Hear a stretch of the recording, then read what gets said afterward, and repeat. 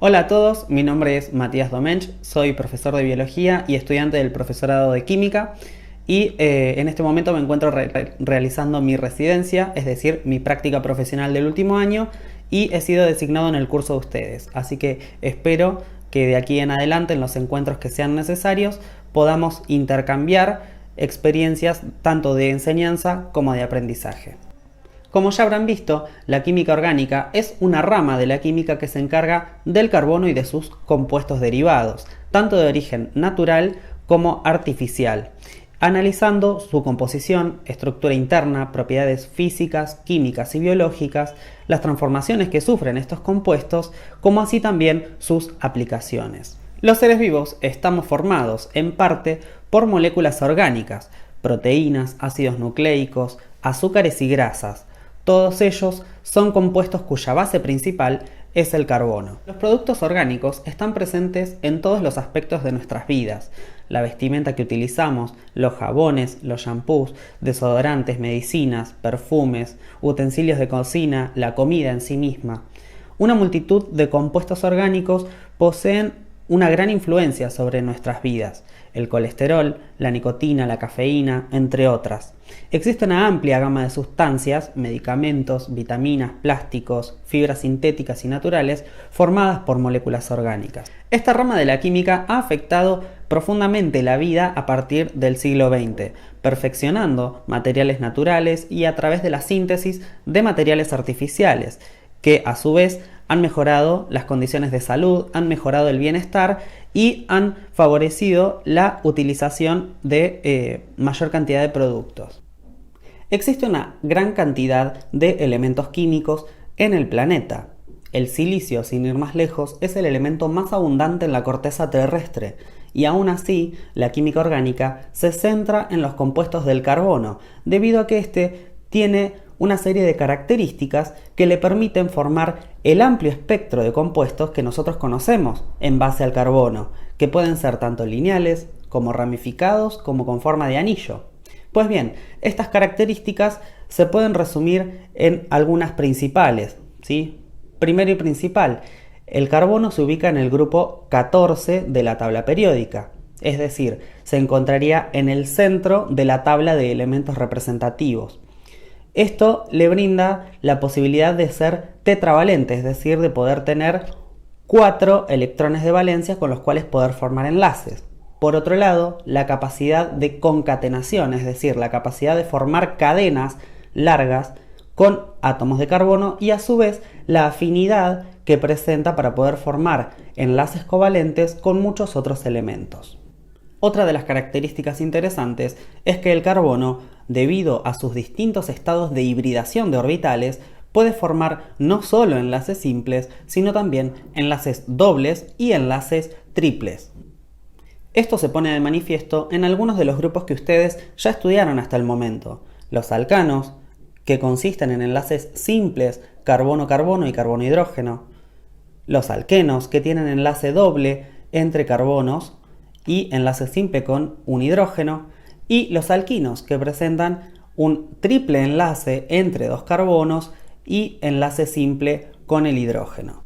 También han podido verificar que el carbono puede establecer enlaces covalentes con el oxígeno, en este caso enlaces covalentes de tipo polares, debido a que la diferencia de electronegatividad entre los dos elementos, entre el carbono y el oxígeno, es mayor a 0,4. Un grupo funcional es un átomo o un grupo de átomos que se unen a la cadena carbonada siempre a través de enlaces covalentes y que es responsable de la reactividad y también de las propiedades químicas del compuesto. Las moléculas orgánicas pueden interactuar entre sí en función de la naturaleza de sus enlaces y de la presencia de ciertos grupos funcionales. Estas interacciones intermoleculares son las responsables de las propiedades físicas de los compuestos orgánicos. Son de especial importancia en el estado sólido y en el estado líquido, momento en el cual las moléculas están en íntima interacción entre ellas. Los puntos de fusión, de ebullición y las solubilidades de los compuestos ponen de manifiesto la naturaleza de estas interacciones. Hay dos tipos principales de interacciones intermoleculares que permiten que las moléculas se asocien para formar sustancias en estado sólido o en estado líquido. Por un lado tenemos las fuerzas o interacciones de Van der Waals y por el otro lado tenemos los enlaces por puente de hidrógeno. Las fuerzas de Van der Waals son interacciones de tipo electrostático y pueden subdividirse a su vez en dos grupos. Por un lado, aquellas interacciones que se dan entre dos dipolos permanentes que surgen a raíz de los enlaces covalentes polares presentes en las moléculas, y por el otro, aquellas que provienen de la interacción entre dipolos transitorios que se generan o que se originan en moléculas que son no polares. Estas últimas también se denominan fuerzas de London. Por otro lado, los puentes de hidrógeno no son un enlace verdadero en sí mismo, pero sí surgen de una interacción fuertemente electrostática entre un elemento electronegativo, que puede ser oxígeno, flúor, nitrógeno, y un hidrógeno. En síntesis, la intensidad de esas interacciones intermoleculares que acabamos de mencionar van de mayor a menor en el siguiente orden: puentes de hidrógeno, interacciones entre dipolos verdaderos e interacciones o fuerzas de London, que son interacciones entre dipolos transitorios.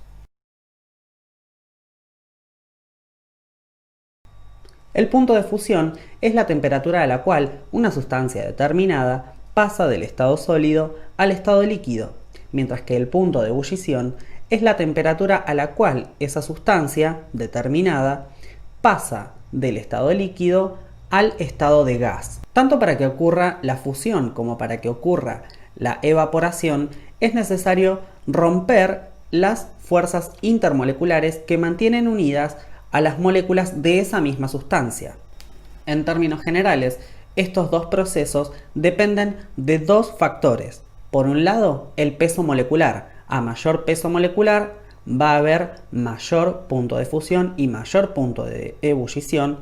Y por otro lado, de las interacciones que se presenten, siguiendo el orden que vimos anteriormente. Los alcanos, constituidos por moléculas apolares, tienen puntos de fusión y de ebullición relativamente bajos, debido a que las únicas interacciones que se presentan entre sus moléculas son aquellas que se dan entre dipolos inducidos, es decir, solamente tienen fuerzas de London de baja intensidad. Las fuerzas de London son proporcionales a la superficie de contacto que exista entre las moléculas. Es por ello que, tomando como ejemplo alcanos con la misma cantidad de carbonos, siempre tienen un mayor punto de fusión y mayor punto de ebullición aquellos que sean de cadena lineal o tengan la menor cantidad de ramificaciones posibles. Esto se debe a que las ramificaciones generan como especies de choques entre las moléculas y hacen que la superficie de contacto, es decir, la interacción que ocurra entre esas dos moléculas, sea más débil. Estos puntos aumentan al aumentar la cantidad de carbonos, es decir, aumentan con la longitud de la cadena carbonada. Los aldehídos y las cetonas tienen puntos de fusión y ebullición más elevados que los hidrocarburos similares, es decir, con la misma cantidad de carbonos, debido a que la presencia del grupo funcional carbonilo genera una zona de densidad de carga positiva y una zona de densidad de carga negativa que permite que haya interacciones electrostáticas. A su vez, tienen puntos de fusión y ebullición menores a la de los alcoholes. Estos últimos evidencian mayores puntos de fusión y ebullición debido a que pueden formar puentes de hidrógeno entre ellos. Los ácidos carboxílicos, por su parte, se funden y ebullen a temperaturas considerablemente más altas que los alcoholes, aldehídos y cetonas similares, debido a que forman un dímero estable estabilizado por puentes de hidrógeno. La solubilidad es la capacidad de una sustancia de poder disolverse en otra denominada solvente. La regla general que determina la solubilidad es: similares se disuelven entre sí. Esto se debe a que un solvente polar, como el agua, tiene o presenta cargas parciales que tienen la capacidad de interactuar con las cargas parciales de otra sustancia polar. Los compuestos no polares carecen de un dipolo neto, por lo tanto no pueden ser atraídos.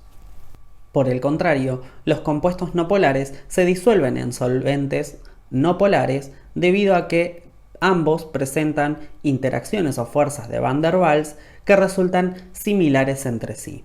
Los alcanos son compuestos no polares.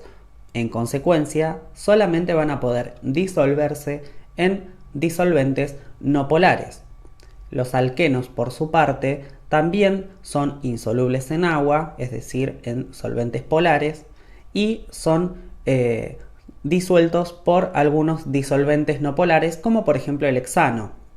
Sin embargo, los alquenos tienden a ser más polares, entre comillas, un poco más polares respecto de los alcanos, ya que un par de electrones, aquellos que se encuentran en el doble enlace sobre el enlace pi, están retenidos más débilmente respecto del núcleo, entonces eso hace que sea más polarizable esa parte de la molécula.